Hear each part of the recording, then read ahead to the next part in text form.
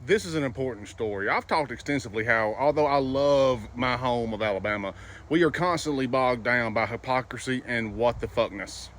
We don't want anything to do with the federal government, yet we are one of the most federally dependent states in the country. We are a welfare state that hates welfare.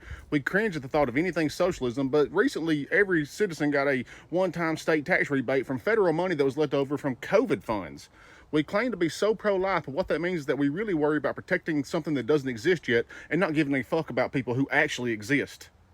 And all that rolled into one is our unwavering refusal to expand Medicaid, which will mean that we would have to work with the federal government. It has a hint of socialism, and it would actually help people who are alive.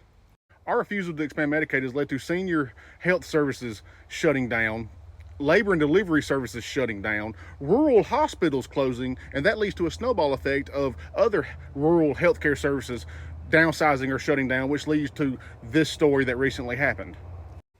An Alabama man died waiting for an ambulance on Christmas. Pickens County Hospital closed in 2020, which in turn led to the Pickens County EMS service having to downsize where they're only running one or two ambulance services at a time. And on Christmas Day, they were only running one.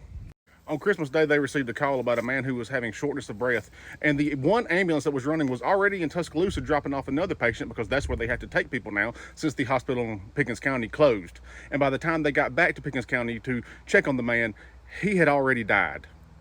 This man was a widower. He had lost his wife several years ago, and he was a single father raising a 16-year-old and an 8-year-old son. And while most families across the state of Alabama on Christmas morning were celebrating and opening presents, those two boys had to watch their father take his last breath because Pro-Life Alabama has decided that they would rather that happen than work with the federal government to actually be pro-life.